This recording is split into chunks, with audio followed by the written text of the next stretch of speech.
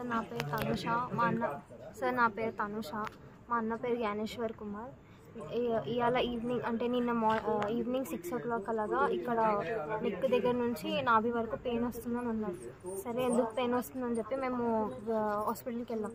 ఇక్కడ దగ్గర ఉన్న క్లినిక్కి వెళ్ళాం. ఆయన పేరు వంశీ, డాక్టర్ పేరు వంశీ, క్లినిక్ పేరు కూడా వంశీయే.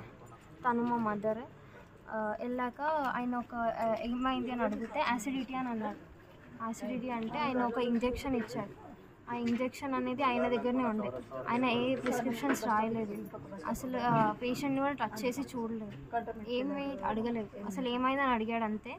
అన్నాడు నాకు ఇలా పెయిన్ వస్తుందని చెప్పేసరికి సరే అని చెప్పి అప్పటికప్పుడే ఇంజెక్షన్ ఇచ్చాడు రైట్ హ్యాండ్లో. ఇచ్చిన తర్వాత 2 daysకి టాబ్లెట్స్ ఇచ్చాడు, కర్డ్ రైస్ తినమని చెప్పారు. సరే అని చెప్పి నేను మా అన్ననే వెళ్ళాము. వచ్చేసాము. ఇంకా వచ్చేసి ఇంట్లో కూర్చొని ఒక 5-10 minutesలోనే ఆయన అన్కాన్షియస్ అయిపోయారు.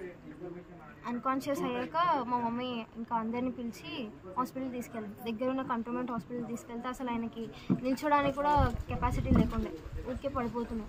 సో అక్కడ వెళ్ళి లోపల అడ్మిట్ చేసుకున్న తర్వాత ఆక్సిజన్ అంతా పెట్టాక ఇంకా డాక్టర్ నన్ను లోపల పిలిచేసి నోట్ నుంచి అంతా కఫ్ వస్తుందమ్మా, సీరియస్గా ఉంది కేసు, వేరే హాస్పిటల్కి షిఫ్ట్ చేయాలని అన్నారు. అప్పటికే నోట్ నుంచి అది కఫ్ అనేది వచ్చేసింది. సో అక్కడ నుంచి జోన్ హాస్పిటల్కి అనేది తీసుకెళ్ళాం. ఇక్కడ హల్వాల్లో ఉంటుంది, అక్కడ తీసుకెళ్ళిన ఒక 45 minutesలో మీ అన్న చనిపోయారని అన్నారు. అంతే సార్ జరిగింది.